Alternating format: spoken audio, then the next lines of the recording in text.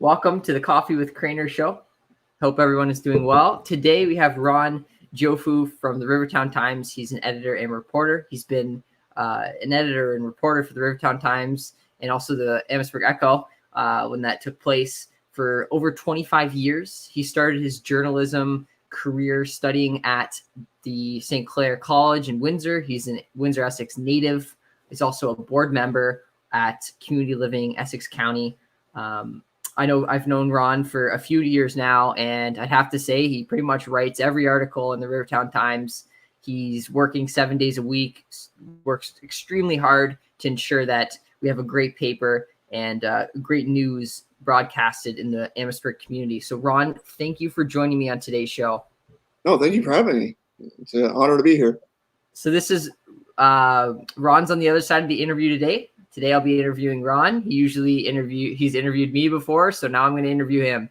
Ron, I start every show with asking a question relating to coffee. I see you have a Tim Hortons cup with you today. Yes, I do. Yep. That's really Canadian of you. I have to ask, where in Amherstburg, when you're on the go, is your favorite place to grab coffee? It probably is Timmy's. I go in there. They know my order now. So I walk in and say, large double, and yep, I'll take one of those. Yeah. I mean, it's not like I'll grab McDonald's coffee, grab caffeine and co. So You're not picky? No, I like it all pretty much. I'm just getting in the habit of going to Timmy's. I enjoy the coffee there as well. So quick and easy. Yeah, pretty much. Yeah. Awesome. So, Ron, you started your journalism career 25 years ago, started at St. Clair College. And I have to ask, why did you start your career in journalism, and what interests you most about the profession you're in today? Well, going back all the way to grade school, I used to like going in and getting the sports updates and telling all my friends about them. And went into high school and actually wrote for the high school paper. And I went to Sandwich Secondary. I have Amherstburg roots, went to Anderton Public and went to Sandwich after that, and kind of grew up on the LaSalle-Amherstburg border. While at Sandwich, I wrote for the high school paper. I don't know if it's still called the Orb, but it was called the Orb back then, ORB in school colors, orange, red, and blue, I believe it was.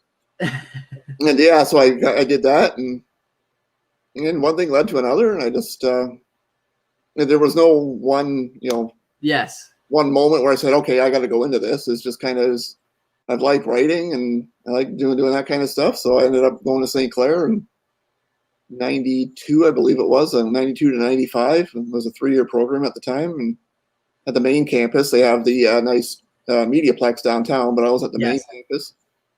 And then, one thing led to another. And I did an internship at LaSalle Silhouette in 94. And I did an internship at the Echo in 95 and started as a freelancer, became full-time. And wow. Yeah, the dedication that you've given to the town of Amherstburg to really showcase all that the great things that are happening in the community, it's a great to see. And the profession that you're in, it looks like you learned about it throughout high school. It's something that sparked your interest, being on the local announcements, and now you're in journalism, helping promote an entire community. So you're probably promoting 400 or 500 people. Now you're promoting 20,000 people plus. So what interests you most about the profession that you're in today? Well, I just like going out, meeting people, and getting the word out, what's happening in town. And there's still moments, like you said, like I'm writing to an audience of about at least 20,000 people, depending, maybe more, depending on who's online. And there's part of me that's still kind of, I don't know if it blows me away, but it kind of just makes me sit back and go, wow. It's like I still haven't wrapped my head around the fact that this many people have access to my work. Yes. But I just like kind of getting the word out and meeting people. And that's exactly it. Now, we talked briefly about this, but for those watching, Ron, what would you say have been, like, throughout your career, the highlight interviews or the coolest interviews that you've taken part in so far? Like, who have you met? Is there any celebrities? Can you tell us a little bit about that? Yeah, I mean, that's the cool part. I mean, once in a while you do get to meet some celebrities over and above like the regular dignitaries, and obviously meeting the great citizens of Amherstburg and Yes. interacting with them is great. But once in a while, you do get somebody you see on TV or in politics, and like we were talking before we went live, and I think I've met at least 3 or 4. Not well, I shouldn't say met, but I've been in the room and in scrums with about 3 or 4 prime ministers. Jean Chrétien, Paul Martin, so Stephen Harper. He was at a winery in McGregor before he became PM. I saw him when he became prime minister, and even Justin Trudeau. I don't think I've seen him yet as the prime minister, but years ago, I can relate to, I think it's 2006 or 2008 during that campaign. I think it was his first campaign for MP. He actually was brought down to Amherstburg by Susan Whalen and was at General Amherst High School meeting the students there at the time. So that's been neat. I mean, for anyone who knows me knows I'm a diehard Montreal Canadiens fan, and they've bought old timers tours to Amherstburg. I got to meet some of the Habs, and I remember even I've been watching. Grew up in the '70s. I'm 47 years old, and watched shows like Happy Days, and I even saw Henry Winkler on. So I've met various different people. So or been in the same room at least with various different people, various different celebrities. It's in that respect, it's been very interesting, and I may quote the Fonz. Very cool.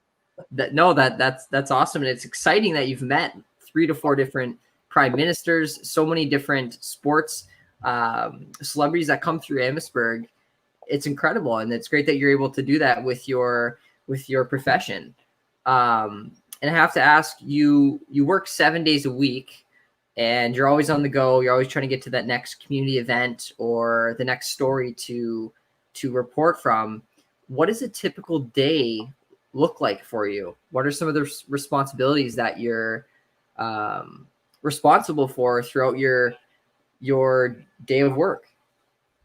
I come in every morning. Usually I show up about 9. It's even though the office right now is closed to the public due to COVID-19, I still show up, check phone messages, check emails, and get back to people that way, and set up appointments. And like Monday mornings, I got to get my material to our graphic designer who lays out the paper. I used to do that. I don't anymore, so I get help that way. So awesome. Tom Warwick's watching. Thank you very much, Tom. And so I help him out, getting him what he needs to lay out the paper, and I kind of stay on top. Right now, like I stay on top of other emails. I set up a point. I do, maybe if I have phone interviews to do that day, I do my phone interviews. If I got to go to an assignment, actually physically go somewhere. Obviously now I'm social distancing and that sort of thing. We're still, if I still got to leave the office for an assignment, I do that. And there's just various odds and ends you got to do in a small office. Anything from take out the garbage to check an email to book a memoriam to, take down somebody's classifieds. And for those of you seeing the Amherstburg phone book around town, I've been delivering those. So it's, in a small office, you got to do lots of different things. So that pretty much keeps me busy. And in addition to writing, reporting, and taking pictures. How has your role changed because of COVID-19 now? Oh, it's been, I'm getting used to it, I guess, but it's still strange at points. In March, when it first really started coming down and the restrictions started to be put in place, it was kind of scary and kind of amazing watching my email. This that event's postponed. This is not going to happen right now. And so, you have that moment, you're going, oh my God, what am I going to put in the paper? But you figure it out. There's always meetings to cover. I don't go to council meetings in person right now. I cover them virtually. I'm on the Zoom calls, and whether it be Amherstburg Town Council, Essex County Council, School Board, I'm checking in with those virtually, and you just kind of you stay on top of it. Like I say, if you got to go to an assignment, if it requires you, I leave the office. You still got to social distance and be respectful of others and careful. You got to stay safe. The pandemic is still happening, and anyone can fall victim to COVID-19. It's anyone can contract this virus, so you got to be very careful. That's exactly it. Now, as a journalist, what are some obstacles that you're faced with in your career? Not just specifically COVID-19, but what would be some obstacles as a journalist that you've had to overcome? A lot of it's early on, especially, you got to get to know the community, and you got to get to know people, and you just got to kind of learn the job. And some people, there's very instances where they just don't want to be interviewed or get their pictures taken. I've been at accident scenes and fire calls and been hollered at, and unfortunately that's part of the gig, right? I mean, nobody really wants to see anyone's house on fire or in a car accident, but you got to overcome emotions like that, and honestly, like you got to there's stuff people just write certain things and people just don't like it, and you got to deal with that, and you handle those complaints, and some of the stuff you just got to balance your time, and you got to multitask, and you do a lot of different things. You got to learn how to do that. You got to today's I don't have a lot of appointments today, so today's a quote unquote writing day, so you got to do it that way. So you just got to kind of learn it, and sometimes you just got to, like I say, you got to kind of learn the job, and you got to. It all comes with experience, right? And time. Yeah. It's you got to kind of, I'm not sure if learn how to handle people is the right expression, but you just got to learn how to deal with like customer service is huge, I imagine, right? Say again, sorry. Like customer service is huge in your role. Oh, it is, yeah. You got to learn how to, and it's a lot of it. Even you got to learn how to handle, deal with people respectfully, properly, and not just when you're doing reporting. But like I say, in a small office, you got to handle customers, and you have to take complaints. You got to handle sales calls if the sales rep's not in the office. So if you got take down employees, you just got to learn how to deal with the public, do it respectfully, do it properly, and sometimes sometimes people are angry about a certain issue or a certain subject, and you got to learn how to deal with that, and then you got to budget your time, and you got to learn how to do it, learn how to balance everything. So what has been a skill that you've had to learn when you first began being a journalist? What are some skills you had to learn in this role? I think a lot of it early on, obviously in school you learn how to do interviews, you learn how to report, but I found that for me, I've really grown since I became a co-op student, and later a freelancer, and then full-time employee at the two local papers in town. I think the biggest thing is just you learn how to deal with people a little bit more easily and a little bit more professionally. Not that I was unprofessional before, but early on I would actually take a clipboard, write down my questions, or write them in my notebook, and kind of go that way with it. Now I call up a person, okay, what do you think about this topic? And kind of go boom out of my head, and that's kind of the skills I've developed over the years. Is probably that. I think I've grown as a photographer over the years. Yes, I've just taken. Once you learn how to do it and learn how to use the equipment, and you just, some of the stuff I took early is just, I look back on it now, and what I thought was good then, and I look back and it's like, okay, I don't really think it's as good now. And I'd not that every picture I take now is great or anything, but I think I've grown as a photographer. I think I take better pictures. I think I've just developed my writing, my photography, my reporting, and I think if either other aspects of the business, I think I've learned as well. So I mean, so I think it just comes with experience, comes with time, and I just you kind of learn the business kind of thing. And exactly. And one thing I noticed when you interview people, you're on a notepad and you're jotting everything down. And for me to look at it, I couldn't read it, but for you, you've probably developed a short form for every language that you write down on the paper.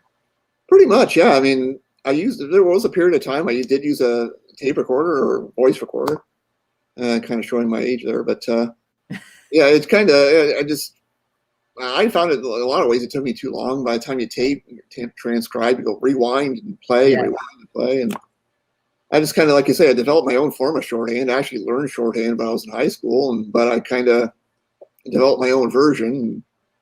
And yeah, like I said, if people want to read my notebook, and if I ever got a hold of one, but not that I don't read it, obviously, but It has its own encryption. Exactly. Yeah. It's like you develop your own sort of, encryption, your own language sort of thing, your own version of shorthand. And just because, you can only write so fast and people are talking, you got to kind of, develop your own system to keep up and keep track and keep on top of things in your notebook. I would almost compare that to like being in a classroom as a student trying to copy down what a professor's writing. You have to make those short form words or something quick and easy, right? Oh, exactly. Yeah. I mean, you're at a council meeting, you just can't interrupt the council meeting and say, "Oh, I'm sorry, what'd you say?" So you got to develop your own version. You got to keep on everything, and you learn how to paraphrase. You learn how to kind of weed out some of the stuff that maybe isn't worth going in the paper, sort of thing. And got to kind of. Would you say listening skills are huge? Sorry? Would you say being able to listen is a huge skill to have? I think so. Yeah, you got to be able to focus on not only taking notes, but what the people are saying, because there's still a lot of times they're still talking. You just can't tell people to stop mid-sentence, and you certainly can't interrupt a council meeting or any sort of meeting and just to say, "Excuse me, let me take down that last point." So you got to listen, you got to write, you got to learn how to balance all of that, because, like you say, it's no different from being in a classroom. Like, you're not going to interrupt your professor or your teacher and say, "Oh, I'm sorry, wait a minute," and you got to focus on what you're doing, and you got to. Yeah, that's exactly it. Now, in the news recently, there's been definitely some changes to the newspaper industry. And I want to ask a question. How has Rivertown Times adapted to some of these new changes? I know there's been some shutdowns in other communities. Amherstburg is still alive. The newspaper is going strong. We have I would say, a very strong base of people that read the newspaper, who follow Rivertown Times on social media. But what would you say are some ways Rivertown Times has been adapting to this new shift in the newspaper industry? Well, I mean, we're trying to stay on top of stuff. I mean, obviously, we have our website. It's at the bottom of the screen. If you see it scrolling across there. So we have that. We have our website. We have social media. Not that we post everything to social media. We still want people looking at our product, obviously. And but we still, for instance, one example is, like, years ago, Twitter wasn't a thing back when I first started. Nobody even heard of it. It wasn't invented yet. Obviously, they couldn't have heard it. So now I live tweet council meetings. I try to keep people informed that way using those sort of methods. And, we just kind of, grow with the time, sort of thing. And you kind of, unfortunately, there's some stuff you have to adapt to whether you want to or not. Like you say, unfortunately, there's been recent shutdowns. And newspapers don't employ as much staff as they used to. So you just got to adapt that way, and you got to shoulder maybe a bit more work, but that's okay, and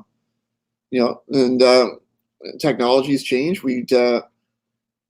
Like back when I first started, I was in a dark room. I went in the dark room back at the old Echo building, and what we called souping the negs back in the day, and you just take your negs and you develop them. Now there are no dark rooms; it's all digital, so we've adapted to that.